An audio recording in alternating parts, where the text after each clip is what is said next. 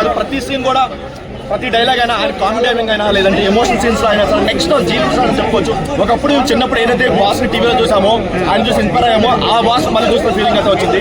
Last 20 years నుంచి మన director MP గారు తెలియదు కానీ ఇలాంటి ఒక జెండా అయితే వదిలేశారు లాస్ట్ 20 years వరకు. బట్ ఏదైతే ఆయన కామెడీ టైమింగ్ ఉందో ఆయన ఎమోషనల్ నెక్స్ట్ అన్న ఆయన నవ్వితే నవ్వుతున్నాం, ఆయన ఏడిస్తే ఏడుస్తున్నాం, మామూలుగా లేదు. అండ్ మెయిన్ గా తీసుకోవాల్సింది బీజం ఒకటి సాంగ్స్ ఒకటి మామూలుగా లేదు. చిరంజీవి సినిమా అంతే, అంతకు మించి ఏం లేదు. ఒకప్పుడు మేము చిన్నప్పుడు ఏదైతే చిరంజీవిని చూస్తున్నామో మళ్ళీ తెరపై మళ్ళీ చూస్తున్న ఫీలింగ్ అయితే మాకు వచ్చింది. నెక్స్ట్ డాల్ అన్న కామెడీ ఎలా అనిపించింది?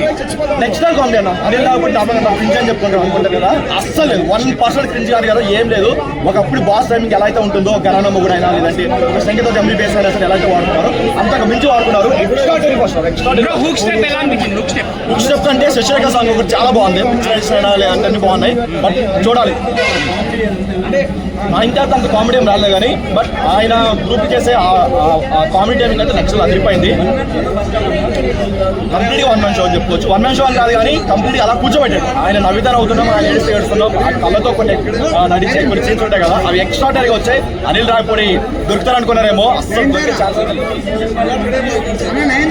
లాస్ట్ 20 years లో ఆయన కామెడీ టైమింగ్ ఎప్పుడూ వాడుకోలేదు. అనిల్ రావిపూడి వాడుకున్నాడు, ఇంజర్చాడు మొత్తం. అసలు ఒకప్పుడు బాస్ ఏదైతే ఆయన కొన్ని సీన్స్ ఉంటాయి, ఐకానిక్ సీన్స్ అయినా కామెడీ సీన్స్ అయినా సరే ఎక్స్ట్రా ఉంటాయి. చాలా స్టైలిష్ గా ఉంది. Blockbuster, Sankranti blockbuster. First of